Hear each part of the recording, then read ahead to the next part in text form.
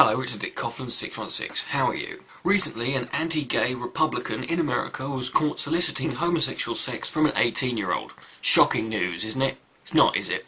That is one of the least shocking headlines you'll read nowadays. It's amazing that whenever we hear about some prominent anti-gay, far-right politician or someone within the church, we immediately sit there and go, right, how long before this guy is caught with a dick in his mouth somewhere in a hotel lobby? It's a story that should shock and appall us and offend us, but it doesn't anymore. Because over a long enough time period, anyone who is virulently anti-gay will be caught doing something gay. We should call it Haggard's Law. The story I'm referring to involves Indiana State Representative Phil Hinkle. What kind of nickname is that, right? Well, it's recently found out that an 18-year-old man was offered money for sex by Phil Hinkle after he put an advert on Craigslist looking for a sugar daddy. Sweet. Now he can join the club along with George Rekers and Ted Haggard and any number of anti-gay Republicans or anti-gay pastors who have been caught somewhere down the line with a cock in their arse. But here's a question. Why is this kind of thing most prevalent within those who claim to be anti-gay or against gay marriage? It's never within anything else. You never find this story anywhere else. When was the last time you turned on the news and they had something like breaking news? Well-known anti-Semitic, anti-Jewish, anti-Israeli, anti-Zionist David Duke was found to have posed for photos for a gay porn mag where he was wearing a bagel on his dick. He also was found in a hotel room jacking off over a Barbra Streisand album. In other news, well-known Palestinian supporter Norman Finkelstein was caught pissing on their flag. In similar vein, well-known anti-Islamic YouTuber Pat Condell was photographed sneaking into a mosque wearing a burqa. And most shockingly of all, the ghost of Linda McCartney is haunting an abattoir. None of these things ever happen, and yet if they did happen you would be somewhat shocked by them. And yet, at the same time, when it happens when people who are anti-gay turn out to be gay, this is not a surprise to us anymore. Well, this brings me on to something that recently happened in Brazil, more specifically in Sao Paulo, where they have just decided they are going to have a heterosexual Pride Day. The City Council for South America's biggest city has recently adopted legislation calling for a heterosexual Pride Day to take place on the third Sunday of every December. The author of the legislation, Carlos Apolinario, said the idea for heterosexual Pride Day was not anti-gay, but a protest against the privileges of the gay community.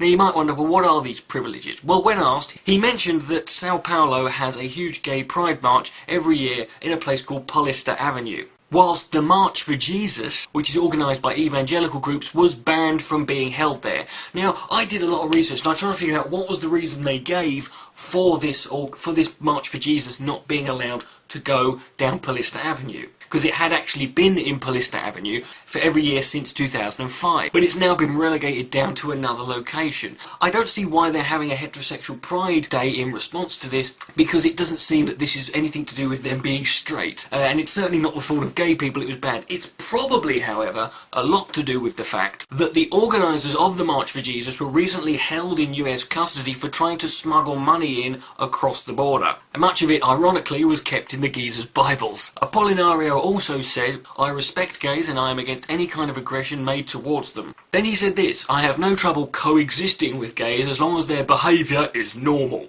What the fuck does that mean? It's quite depressing that the only example that he could come up with was the fact that they've been relegated down to a different venue for their March for Jesus. That's an example of the privileges that are shared. And whilst Sao Paulo does have a very vibrant gay scene, what you have to understand is it also has a huge problem with homophobia. This legislation comes just weeks after a conservative congressman in Brazil stated that blacks are more promiscuous and that he was prejudiced against gays. And just last month, a group of teenagers attacked and maimed some guy who was a father because they thought he was gay. Why? Because he hugged his teenage son. But the biggest privilege that gays have within Brazil is no doubt when it comes to the murder rate. Last year alone, 260 gay people were murdered in Brazil. Right, now to put that into some different context for you, that's one gay person was murdered every 36 hours. Yes, they're so overprivileged, aren't they? Now, I know what some people are going to say, and I've seen people make comments about this on videos regarding this issue. They go, well, gay people have a pride march, why can't straight people? As if gay pride marches just sprung out of nowhere, like it was all a level playing field. Everything was fine, and suddenly gay people, for no reason whatsoever, decided, hey, we want a pride march. It's okay, to be gay. No, gay people tend to be a group who, within a great deal of, unfortunately, so-called civilised society, are made to feel ashamed and embarrassed for what they are. They are told that they are wrong. They are immoral. What they are and what they do is disgusting, and they should be ashamed. And so in response to that, they decide to say, fuck you, we're not ashamed, so we're going to have a pride march. It's not really a pride march, because you are born this way, there is no pride in being born a certain way. But what they're actually saying is, we are not ashamed. That's what it's about, yeah? We are not ashamed. You can't really call it a we are not ashamed march, it doesn't have the same ring to it. So all you dickheads who walk around going, well, we don't know what we...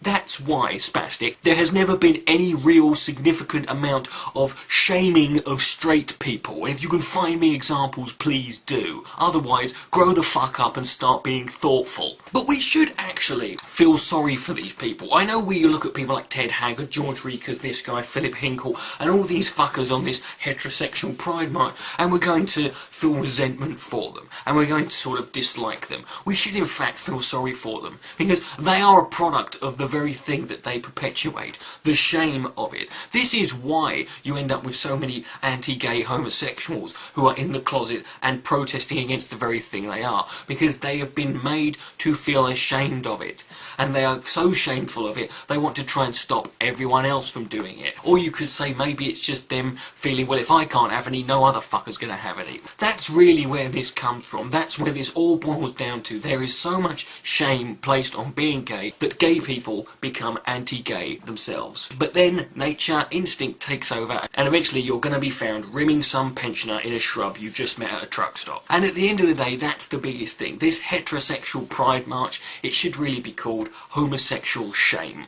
Richard the Dick Cough from 616. Good night, may God bless.